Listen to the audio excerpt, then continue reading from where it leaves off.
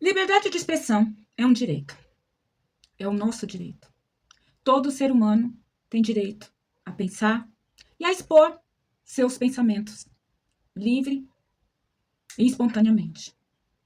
Todas as pessoas, quando entendidas como indivíduos, elas precisam ser compreendidas da seguinte forma: você tem o direito de, com a sua vivência, expor a sua forma de entender. A vida, graças a Deus, pelo menos aqui no país em que vivemos, é livre. Agora, eu te pergunto, quando é que a liberdade ela é usada ou pode ser usada para negar a própria liberdade? É assustador.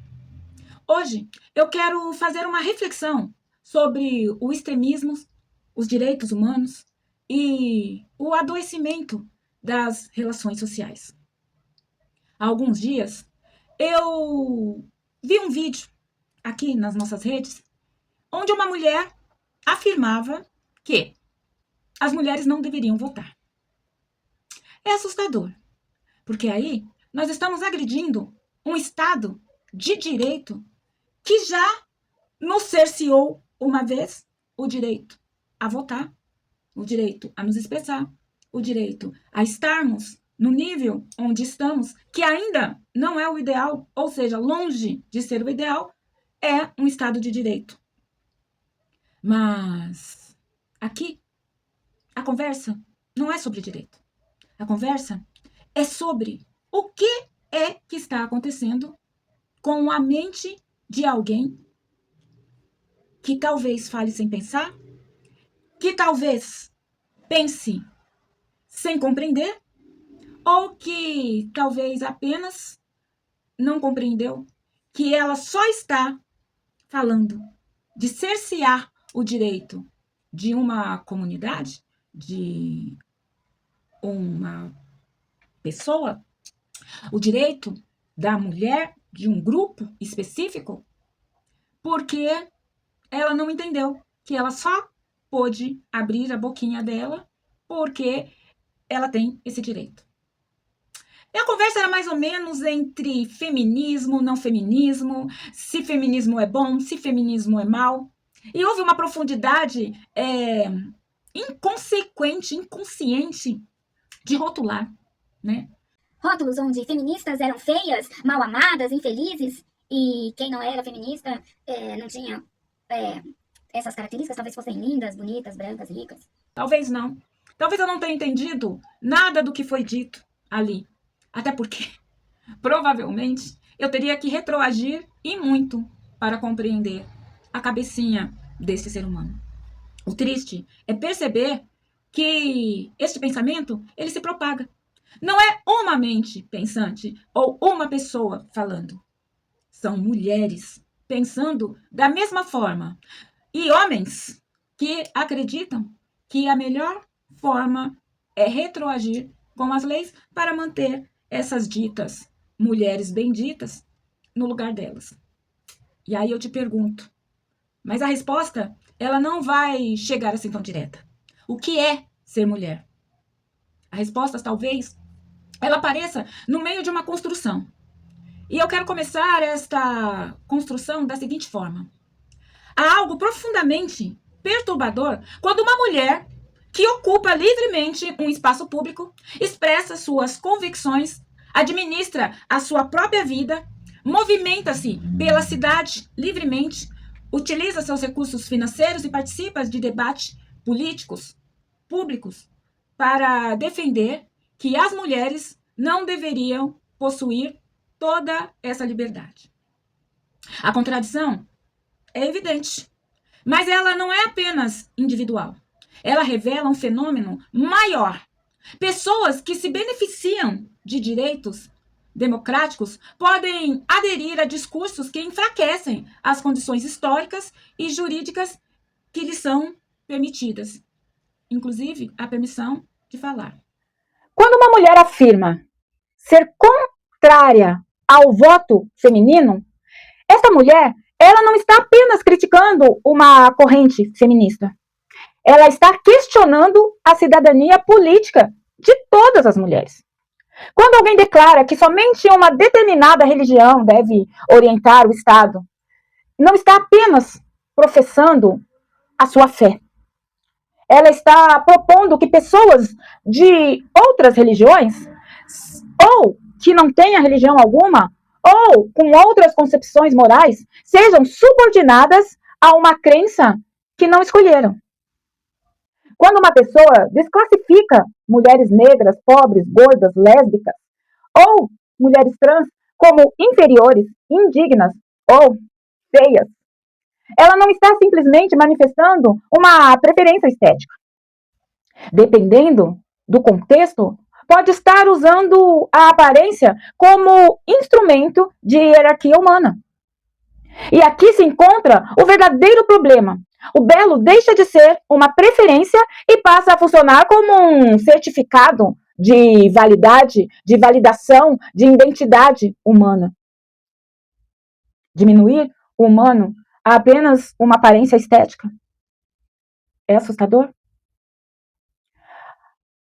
Esta mulher, de quem eu estou comentando, o vídeo dela é público e eu assisti esse vídeo, talvez vocês também tenham assistido, talvez você não saiba de quem eu esteja falando, não importa, porque como eu disse, eu não estou falando desta mulher, eu estou falando do que ela representa e de como a sociedade pode ter uma quantidade enorme de outras mulheres pensando da mesma forma.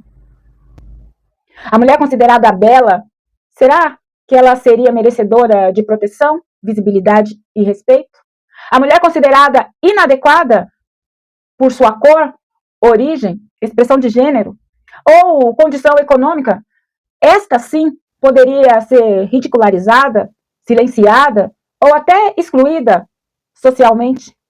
Isso não é apenas um julgamento estético, é uma forma de reduzir pessoas à aparência e utilizar essa redução para legitimar uma desigualdade que, na verdade, ela já existe. Mas explicitar, aumentar, colocar isso sob a égide de uma lupa para diminuir alguém pode estar parecendo algo que nós já vivemos em outras ocasiões. A dignidade, ela não pode depender apenas da beleza estética ou dos olhos que se veem a beleza estética. Porque o que para mim é belo, para você pode não ser. A dignidade humana não é um prêmio concedido às pessoas que obedecem a determinado padrão corporal, religioso, sexual e moral. Uma mulher não precisa ser considerada bonita para ter direito à segurança. Ela não precisa ser magra para ser respeitada. Ela não precisa ser branca para ser reconhecida.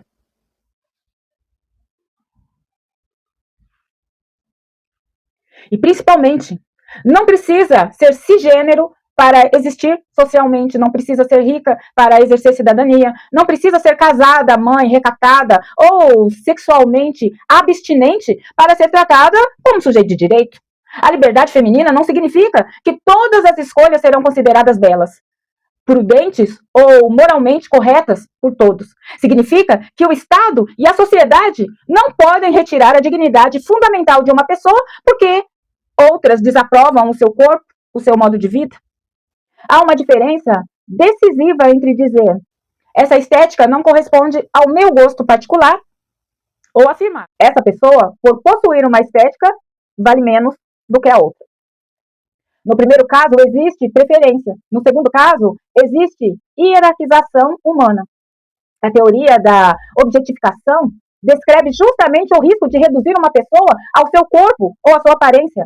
Estudos associam a internalização constante do olhar avaliador, a vergonha corporal, a ansiedade, a vigilância sobre o próprio corpo e maiores riscos de sofrimento psicológico entre as mulheres. Quando mulheres aprendem a medir o próprio valor pela aprovação estética, não se tornam mais livres. Elas se tornam mais vigilantes de si mesmas e fiscalizadoras das outras, que se dão o direito à liberdade de existir como são. A violência simbólica não diz apenas você precisa ser bonita. Ela diz você precisa ser bonita seguindo ou segundo a minha régua, o meu padrão, o padrão que eu defini, ou que algumas pessoas definiram, para merecer a existência, o amor, o respeito. E aqui, nós vamos parar um pouquinho de falar do lado psicológico dessa história, para lembrar que o Brasil, ele tem o seu direito estabelecido. A Constituição de 1988 não organiza o Brasil segundo uma hierarquia entre pessoas consideradas belas, adequadas, religiosas ou moralmente superiores. O Estado brasileiro tem como fundamento a cidadania, a dignidade da pessoa humana e o pluralismo político. Entre seus objetos ou objetivos estão construir uma sociedade livre, justa, solidária e promover o bem de todos. Eu disse todos, sem preconceitos de origem, raça, cor, sexo, idade e tantas outras formas de discriminação. O artigo 5º afirma que todas as pessoas são iguais perante a lei e estabelece a igualdade de direitos e obrigações entre homens e mulheres. Portanto, a igualdade constitucional não significa que todos sejam idênticos. Significa que as diferenças humanas não podem ser transformadas arbitrariamente em justificativas para negar a dignidade, a cidadania e a proteção jurídica. Uma sociedade democrática deve respeitar a singularidade. Isso inclui diferenças de crença, de raça, de sexo, de identidade de gênero, orientação sexual, origem de classe social, corpo e projeto de vida. As pessoas com a sua religião têm o direito de viver segundo a sua fé, mas não têm o direito de obrigar toda a sociedade a viver segundo a sua própria religião. A pessoa pode considerar o aborto moralmente errado, mas ela não pode defender mudanças legislativas, participar de debates públicos e orientar a sua própria vida através da sua convicção, da convicção pessoal, particular. Entretanto, numa democracia constitucional, a sua crença não substitui automaticamente a Constituição, a ciência, a saúde pública ou os direitos fundamentais da pessoa que não compartilha da mesma crença, da mesma fé, dos mesmos objetivos. A Constituição protege a liberdade religiosa e também impede que União, Estados e município estabeleçam cultos e subvencionem religiões ou mantenham relações de dependência com igrejas. Isso expressa a laicidade estatal. O Estado não é antirreligioso, nem tampouco.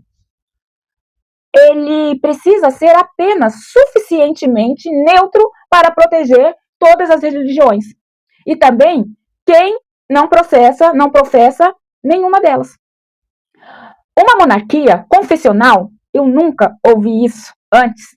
Ouvi dessa linda boquinha feminina.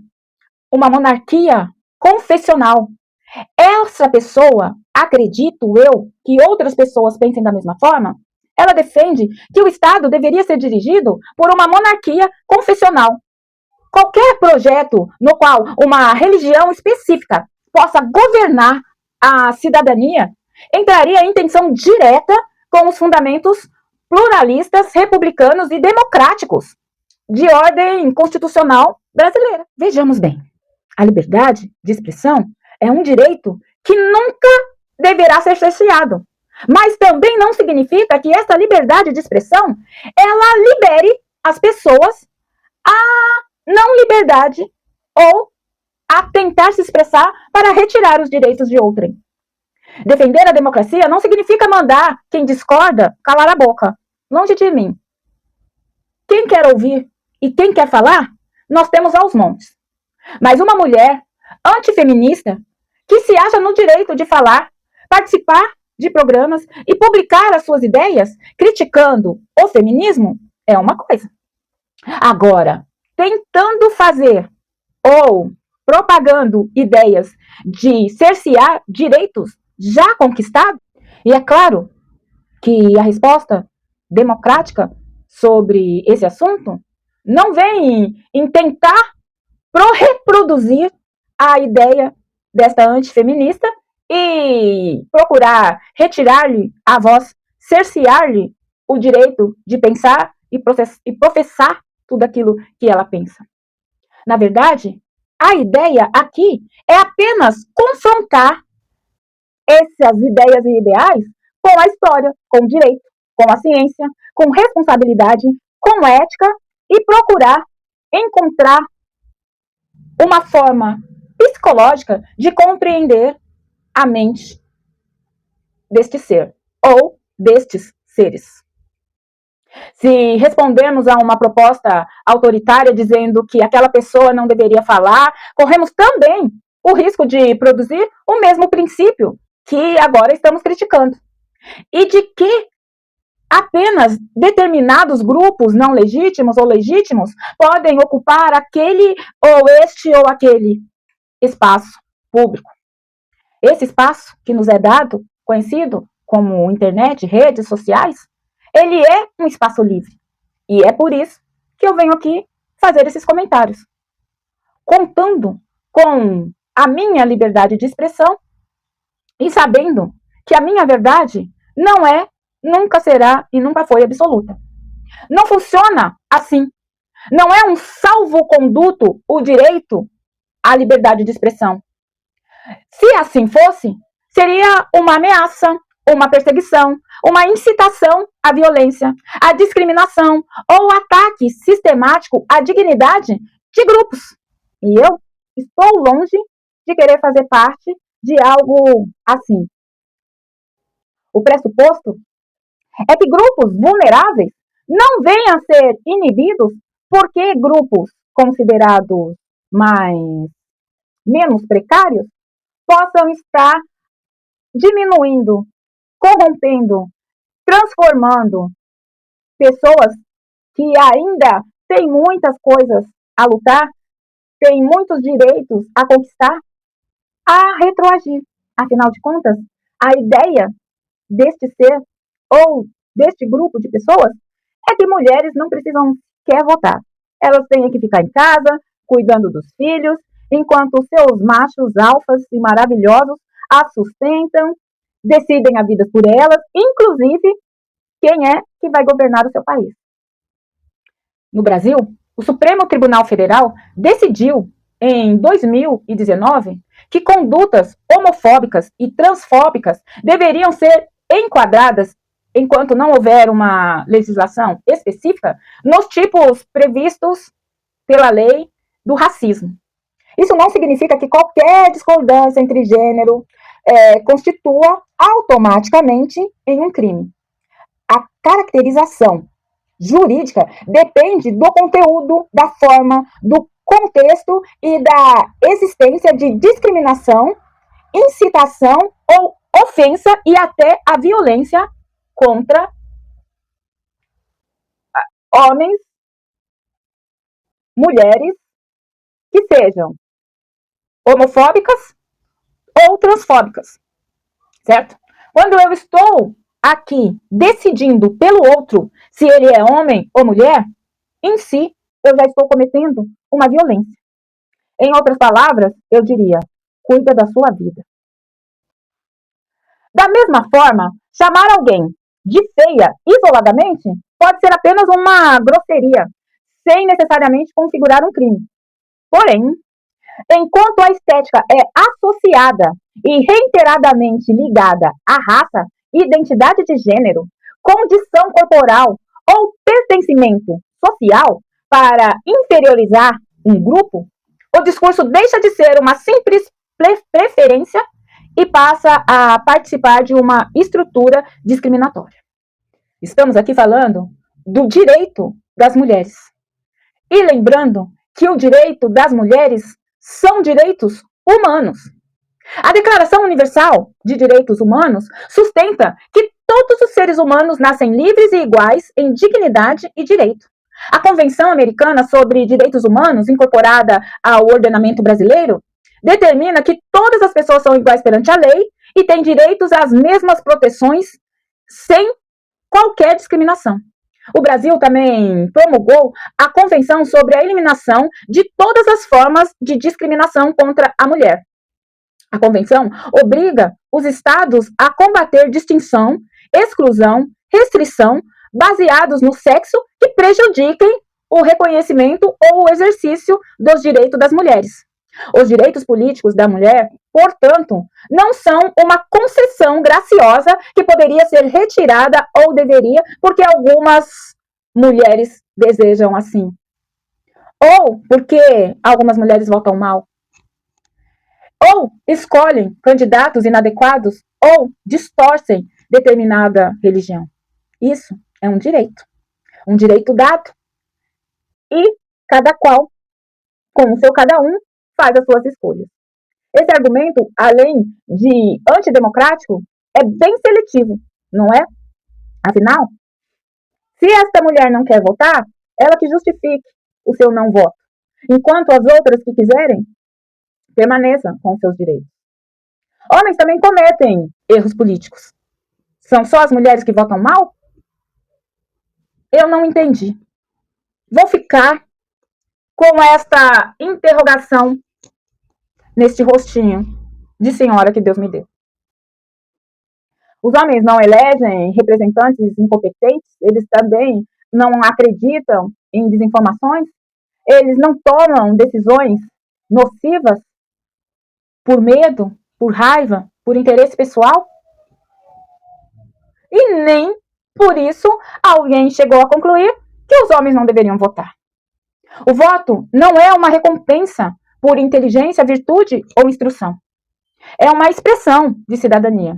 Quando alguém defende retirar o voto das mulheres, esse alguém está afirmando que metade da população deveria ser governada sem participar, né? Sem escolher, em igualdade, os seus governantes.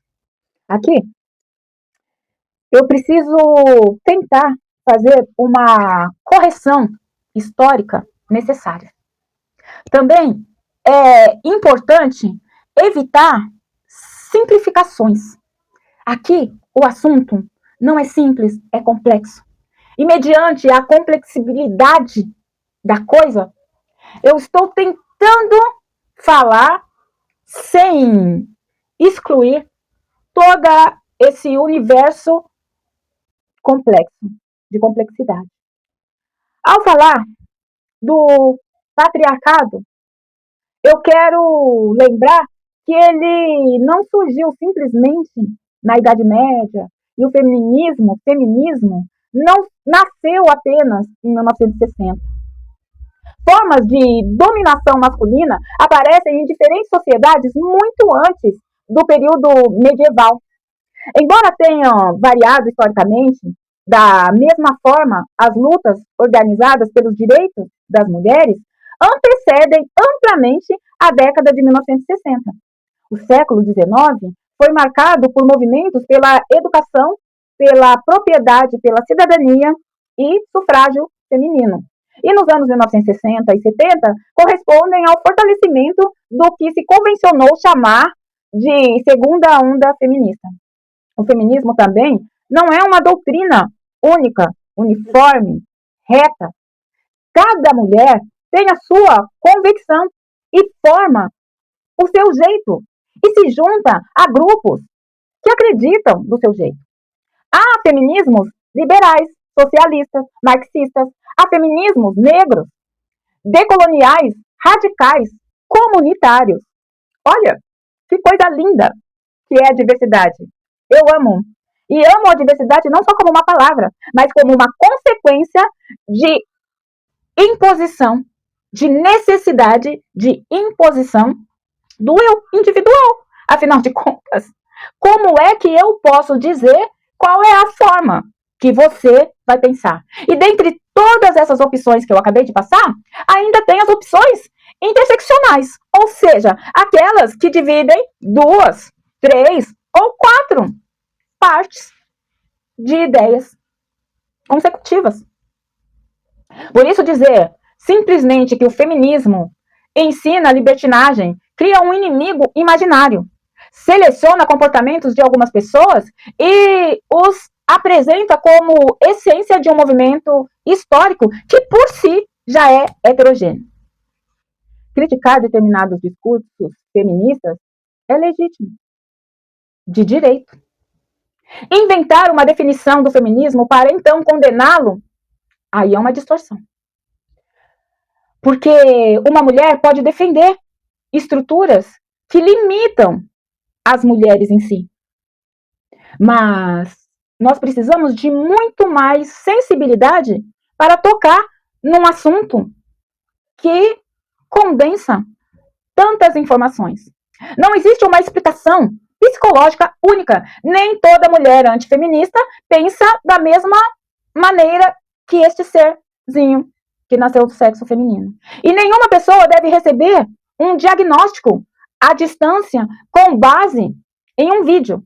Então, como nós estamos comentando um vídeo, mas levando esta informação para uma comunidade que talvez se feche de tal forma que exclua as outras formas de pensar, o assunto aqui não é e nunca será, repito, direcionada a um único ser, apesar de ter sido pensado por uma única ou por várias colocações de um único ser. Entretanto, a psicologia social e a psicanálise permitem levantar hipóteses sobre determinados mecanismos de defesa. Diante de uma estrutura dominante, algumas pessoas procuram proteger, aproximando-se simbolicamente de quem possui mais poder. Em vez de questionar a hierarquia, essas pessoas podem vir a tentar ocupar uma posição privilegiada dentro dela. Então, mulheres como essas, elas podem pensar: eu não sou como aquelas mulheres, eu sou respeitável, eu mereço proteção, sigo as regras do jogo e, com isso, acreditam. Comigo nada acontecerá porque eu escolhi o lado certo, o homem certo. Essa posição produz uma segurança imaginária, é claro. A pessoa acredita que será poupada da violência se demonstrar fidelidade aos valores de um grupo dominante, um grupo masculino. Mas direitos baseados em aprovação não são direitos, são concessões condicionais. A teoria da justificação do sistema descreve a tendência de pessoas, inclusive as prejudicadas por determinada ordem social, perceberem essa ordem como natural, legítima ou inevitável. Reconhecer uma injustiça pode ser psiquicamente doloroso. Significa admitir que o mundo não é necessariamente justo, que pessoas obedientes também podem sofrer o que o mérito individual não controla. Todas as consequências disso é viver conforme a maioria decide que é certo. E como eu disse, receber em concessão algo que lhe pode ser retirado a qualquer momento. A crença de que as mulheres certas são protegidas preserva a fantasia de controle. Se a mulher foi violentada, abandonada ou empobrecida, o sistema não precisaria ser questionado. Bastaria afirmar que ela que escolheu o mal, que ela que se vestiu mal, que ela que se relacionou com a pessoa errada, com a pessoa má. E não se comprometeu como deveria com o Estado de Direito Social. Essa interpretação reduz a angústia de quem observa, mas aumenta a culpa de quem sofre. Imagine a vítima se sentindo culpada pela violência, pelo estupro, pelo mal vivido. O mundo contemporâneo é complexo, gente. Acelerado, instável. As relações mudam, identidades são transicionais e formam questões tão antigas e sem total garantia de perpetuarem em sua força. Para algumas pessoas, a pluralidade não é experimentado como liberdade, mas como ameaça. Sistemas ideológicos rígidos oferecem respostas prontas. Há um único modelo de mulher para eles, uma única família legítima, uma única religião verdadeira, uma única sexualidade aceitável, uma única padrão de beleza e uma única forma correta de viver. A literatura psicológica associa disposição autoritárias e maior submissão a autoridades percebidas como legítimas. A agressividade contra grupos definidos como desviantes e forte adesão a normas tradicionais. Isso não constitui uma doença mental, é claro, mas pode ameaçar a liberdade pessoal e as instituições democráticas, quando se converte em projeto político. Aí, nós temos que falar sobre o pertencimento e a identidade. Ideologias radicais não oferecem apenas opiniões, elas oferecem à comunidade uma identidade, uma linguagem, uma missão que é só assim reconhecida. A pessoa deixa de ser apenas uma mulher comum e passa a ser a mulher de verdade, a esposa correta, a guardiã da moral, a escolhida que não se deixou enganar.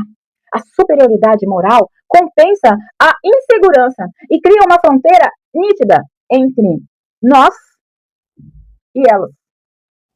Mulheres que não seguem modelos passam a ser chamadas de feias, promíscuas, fracassadas, masculinizadas ou indignas. A agressão contra o outro fortalece a identidade daquele pequeno grupo que se forma.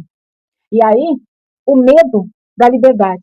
A liberdade que é tão desejável, mas também tão angustiante. Ser livre significa escolher sem garantia de acerto. Assumir a responsabilidade pela própria vida é reconhecer que não existe uma autoridade capaz de eliminar completamente a incerteza. Eric Fromm observou que pessoas podem fugir da liberdade buscando submissão, conformidade e autoridade.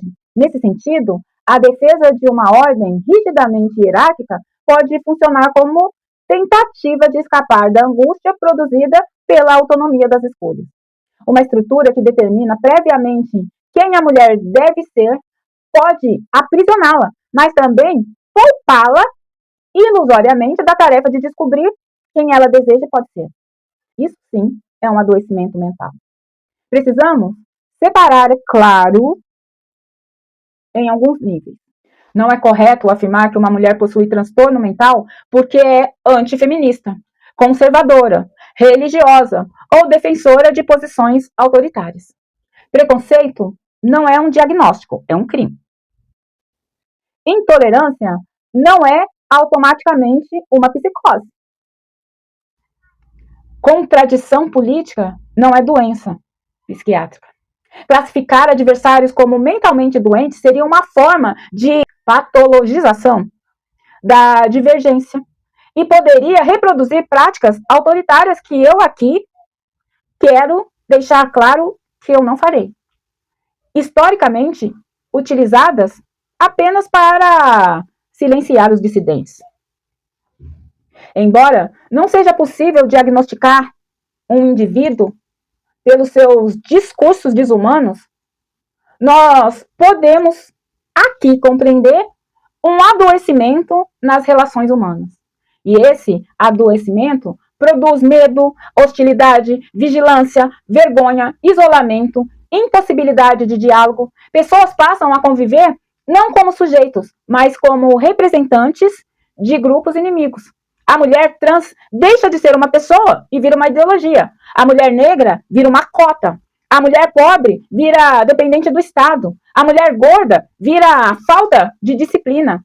A feminista vira promíscua. O homem vira o potencial assassino. E a pessoa desaparece atrás de rótulos. Podemos falar metaforicamente e sociologicamente em adoecimento social, quando uma coletividade normatiza a humilhação, a perseguição, a mentira, a violência, retirada de direitos. Não se trata de um diagnóstico médico da sociedade, mas de uma deteriorização das suas condições de convivência. Esse adoecimento, ele aparece quando a diferença é percebida como ameaça, a crueldade vira entretenimento, a humilhação publica e produz audiência. A religião é utilizada como instrumento de poder. A aparência define quem merece ou não ser ouvido. A desinformação vale mais do que a realidade. A identidade do grupo vale mais do que a dignidade humana. Pesquisas mostram que discriminação e estigma estão associados a sofrimentos psicológicos entre populações de vulnerabilidade. Entre pessoas trans, por exemplo, Experiências de discriminação, estigma relacional e dificuldades econômicas são fatores relevantes de estresse e prejuízo da saúde mental. Portanto, o problema não é apenas que o preconceito expressa hostilidade, e sim, expressa hostilidade. O preconceito também produz ambientes que adoecem aqueles contra quem ele se dirige. E aí, nós vemos um retrocesso, uma ameaça ao retrocesso feminino, a retirada formal de leis como um estigma, como uma ameaça. O retrocesso começa muito antes das leis serem retiradas. Ele começa quando o direito passa a ser tratado como se fosse um excesso, quando a igualdade é descrita como um privilégio, quando a autonomia é confundida com promiscuidade, quando a violência de gênero é transformada em excesso de amor, quando a independência econômica é apresentada como inimiga da família, quando a mulher que denuncia é chamada de vitimista. Como assim? Quando o corpo feminino volta a ser submetido à inspeção pública, quando mulheres são ensinadas a considerar outras mulheres como inimigas. Gente, é muita coisa. E quando é que foi que uma mulher passa a acreditar que sua segurança depende menos das leis e mais de ser escolhida e protegida por um homem ideal? A fantasia de provedor perfeito pode parecer romântica, mas é socialmente perigosa quando substitui direitos por dependência. É possível viver em um casamento amoroso, escolher dedicar-se à casa, confiar economicamente no companheiro e construir uma família tradicional. O feminismo não impede você de ter essas escolhas. A questão é se existe uma escolha. Uns têm o direito de escolher o sim e outros o direito de escolher o não.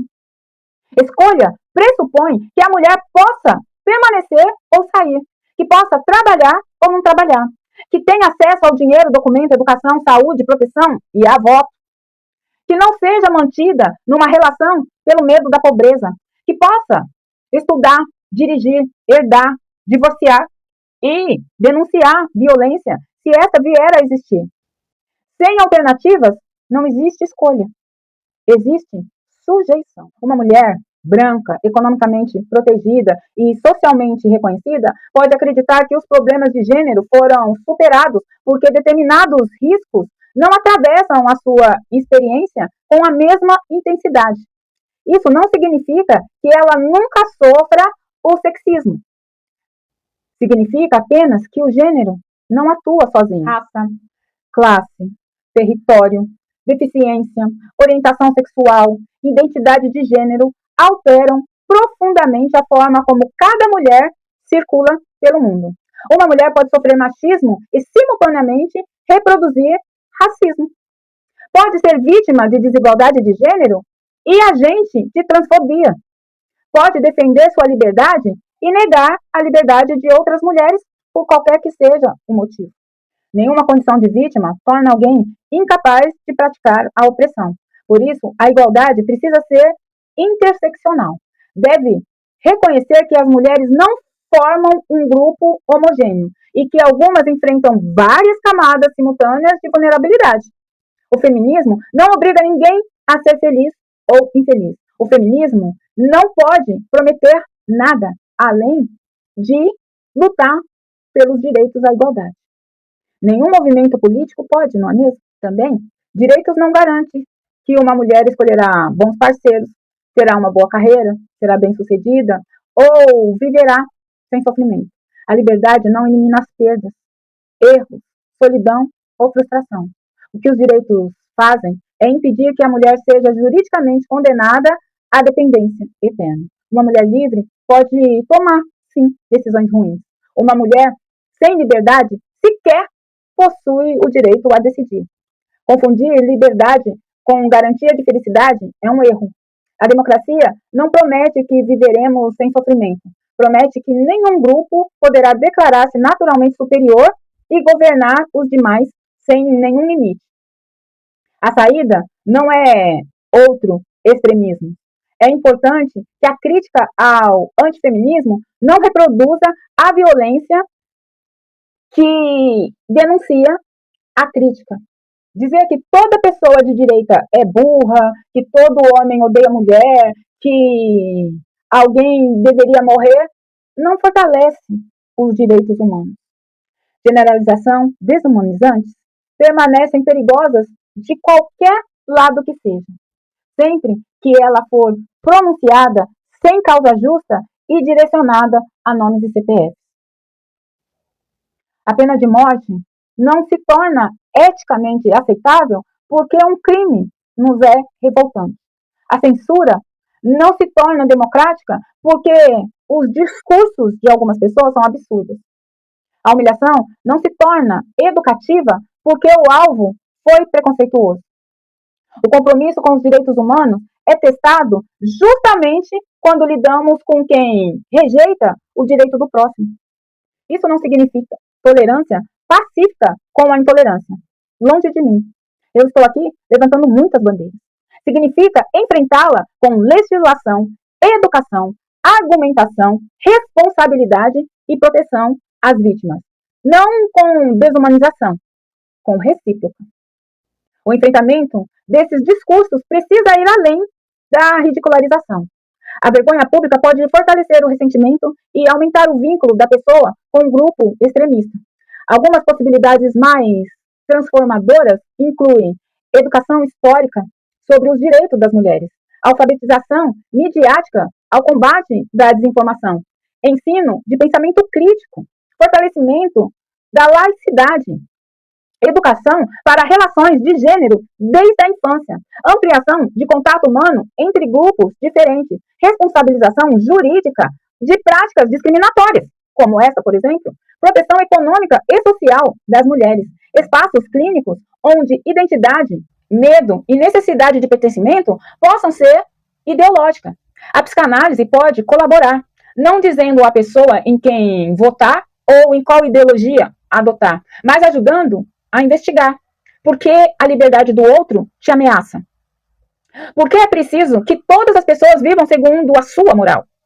Por que a existência de uma mulher trans desorganiza a sua identidade? Por que a necessidade de classificar mulheres como belas ou feias para definir o seu valor pessoal? Por que você considera mais seguro obedecer a uma autoridade do que suportar uma incerteza? Que medo existe por trás da sua necessidade de controle? Que parte de você depende da inferiorização do outro para se tornar igual ou em situação elevada? Por quê? Quando pessoas diferentes podem existir em igualdade de dignidade, uma sociedade ela não se torna livre porque permite que algumas mulheres alcancem algum poder. Ela se torna livre quando nenhuma mulher precisa provar beleza, pureza, riqueza, feminilidade, maternidade ou submissão para ser reconhecida como mulher. A democracia não exige que condenemos sobre religião, sexualidade, família, beleza ou moral. Ela exige que nossas diferenças, divergências, não sejam utilizadas como arma para retirar a humanidade e os direitos fundamentais do outro. A mulher religiosa merece respeito. A mulher ateia também. A mulher que deseja casar e cuidar de uma família merece respeito. A mulher que não deseja casar ou ter filhos também. A mulher cis merece respeito. E a mulher trans também. A mulher branca tem todo o meu respeito, enquanto negra. Mas a mulher negra também tem todo o meu respeito. A mulher magra, a mulher gorda, a mulher pobre, a mulher rica, a mulher heterossexual, lésbica ou bissexual não precisa competir umas com as outras para conquistar um lugar à humanidade que já lhe pertence. A dignidade não possui hierarquia.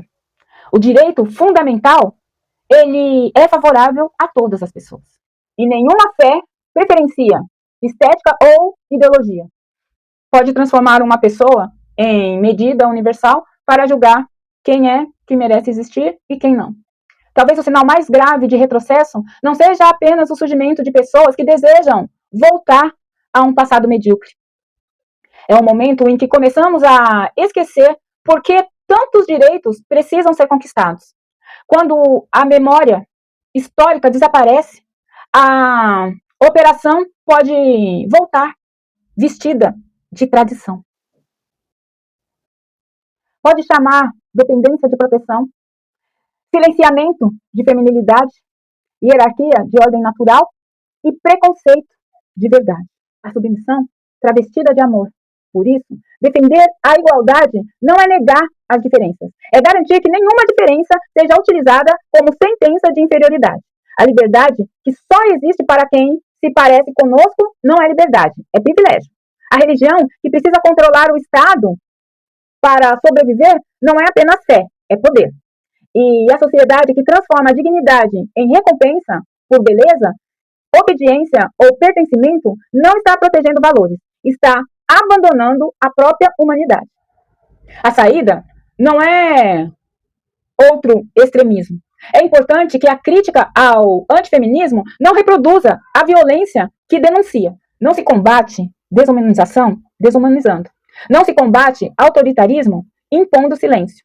Não se protege a democracia eliminando direito de fala de quem pensa de maneira antidemocrática.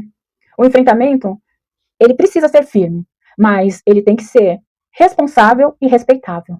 Isso significa confrontar ideias autoritárias, com fatos históricos, fundamentos jurídicos, conhecimento científico, educação, responsabilidade, quando houver uma desumanização ou uma discriminação ou uma ameaça à violência, uma ameaça à dignidade humana, uma ameaça à pessoa como pessoa. O preconceito não pode ser uma tentativa de organizar o mundo do jeitinho que eu gostaria que ele fosse. Isso me dá até uma preguiça. Existe uma diferença entre uma mulher escolher uma vida tradicional e uma sociedade determinar que essa é a única forma dela ser digna, feminina, dela existir. Vamos aprender a respeitar o humano como humano, a religião como escolha, como entendimento. A desinformação, sim, deve ser, sempre que possível, jogada, né? Desinformação jogada aos 7 véus para que nós deixemos de falar bobagem enquanto seres humanos, né? Que somos pessoas que pensam. O mundo, ele é dividido entre certo e errado, puro e impuro, homem e mulher, tradicional e degenerado, amigo ou inimigo. E isso é muito simplório. Não mostra a complexidade das formações sociais. E isso é percebido na minha mente como uma ameaça muito grande. Isso gera intolerância e ambiguidade. As pessoas experimentam angústia diante de situações que não possuem respostas simples. Busca autoridades que lhe oferecem certezas absolutas, mas essas certezas, elas não existem. A hipervigilância moral é um medo exacerbado de perder o poder. E acaba levando as pessoas vergonha e autocensura, medo e exclusão, empobrecimento de vínculos. Gente, pessoas estão projetando conflitos internos, atribuindo a grupos externos que provavelmente essas pessoas não têm nem capacidade de reconhecer, de entender, em desumanização. O outro deixa de ser percebido como um sujeito singular e se transforma em um símbolo de tudo aquilo que deve ser considerado feio, frívolo, ameaçador. Isso é uma violência. E uma violência empobrece a cultura, empobrece a sociedade, empobrece o crescimento humano. Nós temos uma responsabilidade aqui com a sociedade. E ficar reproduzindo machismo, achismo, é reconhecer que nós, significativamente, vamos estar escolhendo lados para o ser humano. Quando as leis, até agora, alcançada com muita luta, nos dá o direito a todo ser humano de ser igual. Seja ele homem, mulher, em qual situação ele estiver. Eu não vivo no mundo binário. Eu vivo no mundo plural. Todos nós vivemos no mundo plural. O problema aqui não é a pluralidade das vidas, das escolhas, das situações. Aqui é a intolerância à pluralidade. Quando eu aceito que o ser humano só pode ser preto ou branco, alto ou magro, baixo ou alto, feio ou bonito, eu estou esquecendo de que até o cinza tem 70 tons.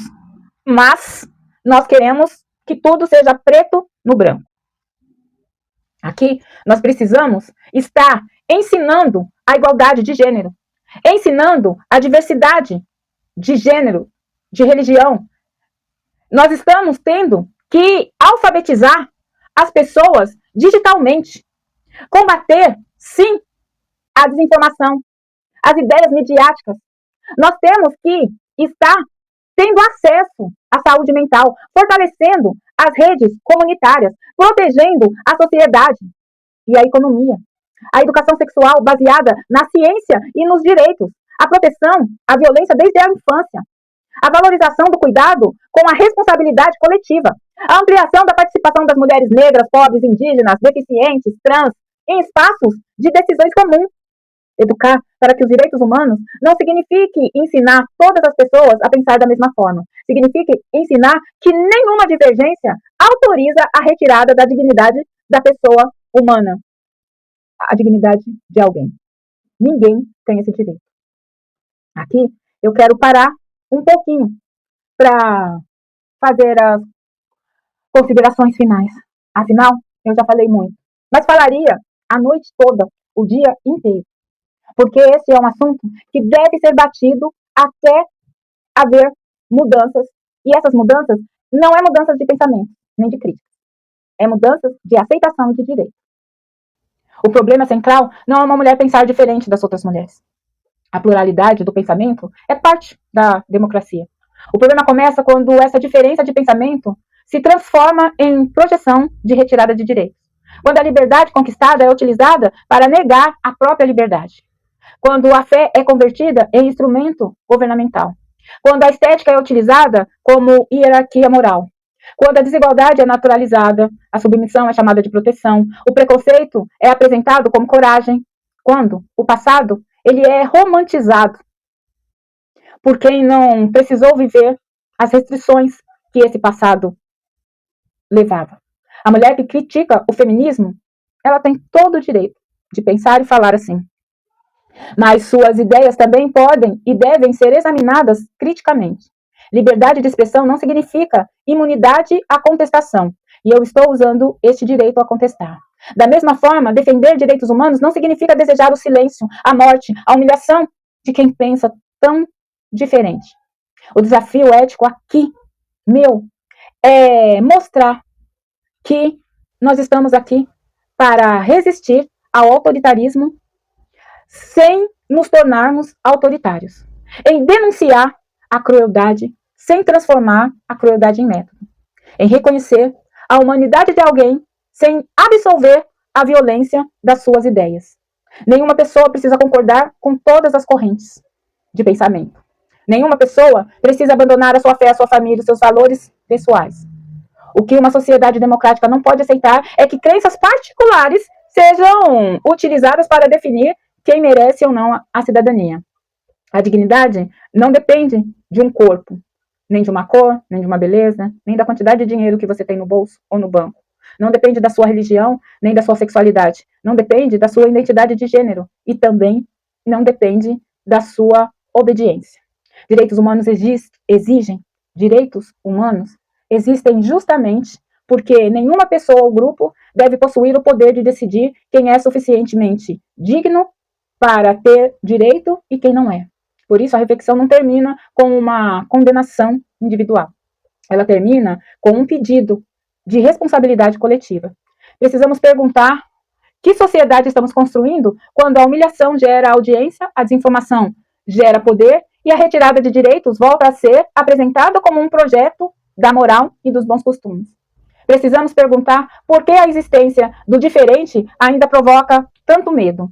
E precisamos lembrar que nenhuma conquista civilizatória é definitiva. A liberdade precisa ser ensinada, protegida, exercida e transmitida de geração a geração. A igualdade não exige que sejamos iguais nas nossas escolhas. Ela exige apenas que nenhuma escolha, corpo, cor, gênero, religião, condição social, seja utilizada para declarar alguém mais ou menos humano. A liberdade que depende da submissão a outra pessoa não é liberdade. A moral que precisa retirar os direitos de sobreviver não é virtude. A fé que precisa controlar consciências não é apenas espiritualidade. Tornou-se forma de impor o poder de cima para baixo. E uma sociedade que transforma diferenças em hierarquia não está protegendo a tradição, está impedindo o próprio desenvolvimento. E aqui, por fim, eu gostaria de dar uma rápida definição sobre o que é ser mulher. E lembrando que a definição mais precisa exige distinguir sexo, gênero, identidade, condição social. Nenhum desses planos, isoladamente, explica toda a experiência que é ser mulher. De uma forma sintética e sintetizada, mulher é uma pessoa humana, adulta, pertencente ou identificada com o gênero feminino, cuja existência pode envolver características corporais, femininas, identidade pessoal, reconhecimento social e uma posição histórica marcada por normas, expectativas e relações de gênero. Essa definição inclui mulheres cisgêneros e mulheres trans, sem afirmar que todas possuem o mesmo corpo, a mesma história e a mesma experiência. Na biologia, utiliza-se mais precisamente a expressão sexo feminino.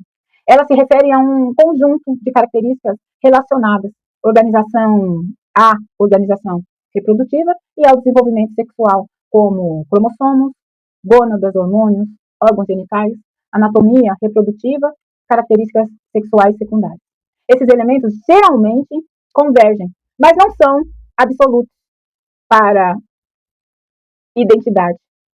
Nunca será absolutamente idêntico em todas as pessoas. Existem variações de desenvolvimento sexual, conhecidas como condições intersexo, por exemplo. A Organização Mundial de Saúde reconhece que características biológicas que distinguem seres humanos como masculino ou feminino não formam um conjunto completamente excludente.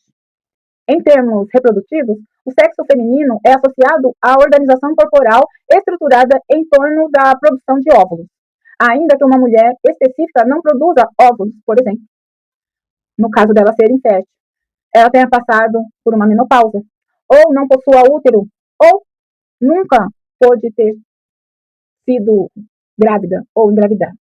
Portanto, ser mulher não pode ser resumido ao ato de reproduzir, de maternar.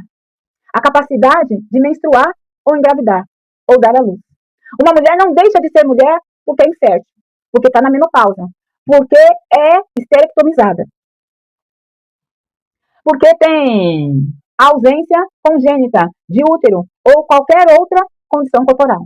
Também é importante observar que fêmea humana adulta é uma definição biológica possível, mas não esgota o significado psicológico, social, jurídico da palavra mulher, em hipótese nenhuma. Gênero é um conjunto de papéis, expectativas, comportamento, símbolos e posição que uma sociedade associa ao feminino, ao masculino e às outras formas de identidade. A Organização Mundial de Saúde define gênero como característica socialmente construída relacionada a mulheres, homens, meninas e meninos, incluindo normas, comportamentos, papéis, relações e relações. Essas construções variam entre sociedade e mudam ao longo do tempo. Portanto, é uma conversão social. Isso significa que não existe uma essência comportamental obrigatória entre ser homem e ser mulher. Ser mulher não significa necessariamente ser delicada, desejar a maternidade, gostar de homens, usar vestido ou maquiagem, ser emocionalmente mais sensível ou menos sensível, cuidar da casa, possuir determinado corpo, seguir um padrão específico de feminilidade. Essas são expectativas culturais e não são critérios universais da humanidade ou de identidade.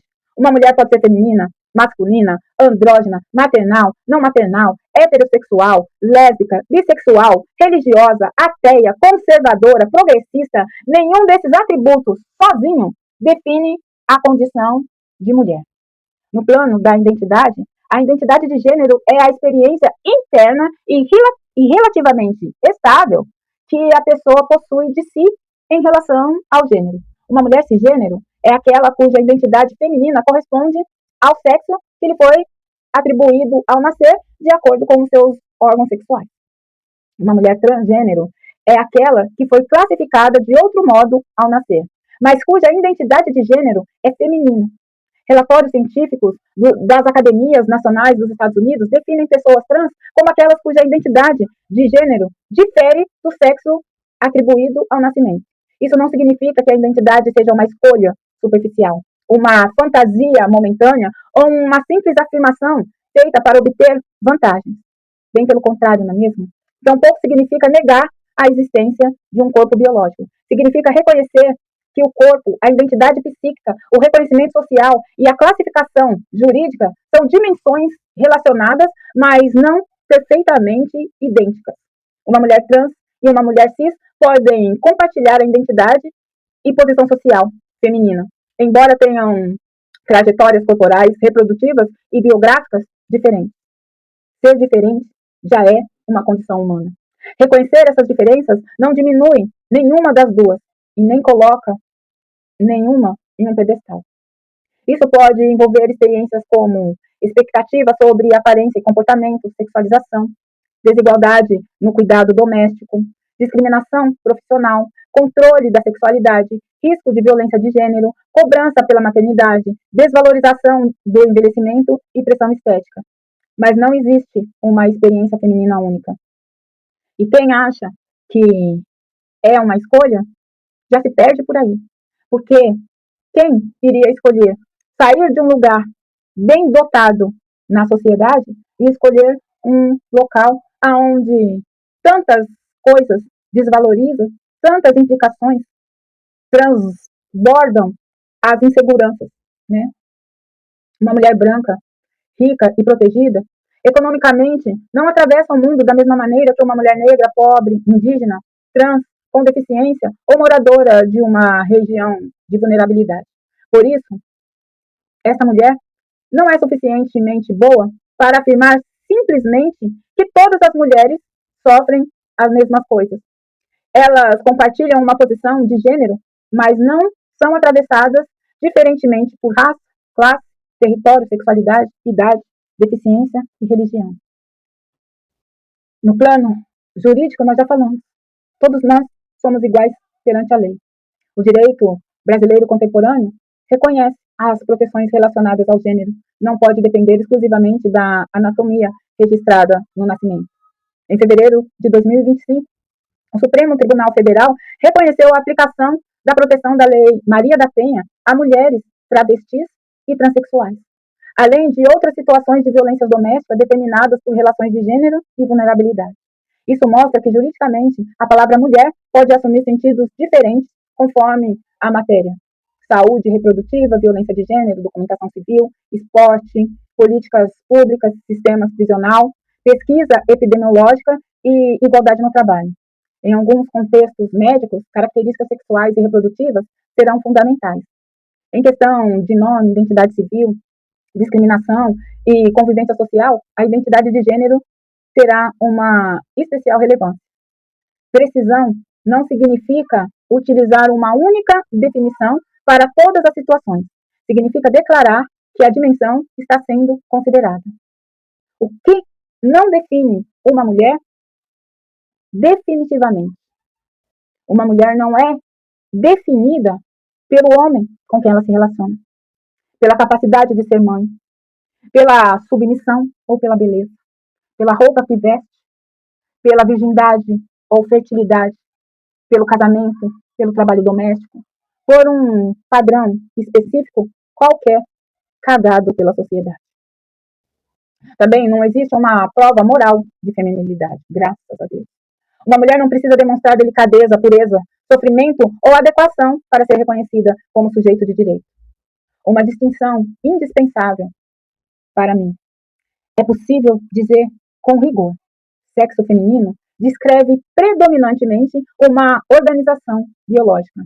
Feminilidade descreve expressão, símbolos e expectativas culturais associados às mulheres. Identidade feminina descreve experiência subjetiva de reconhecer-se como mulher. Mulher designa a pessoa humana adulta situada no gênero feminino, seja pela correspondência entre sexo e identidade, seja por uma identidade feminina diferente da classificação recebida ao nascer. Essas dimensões podem se sobrepor, mas não são sinônimas.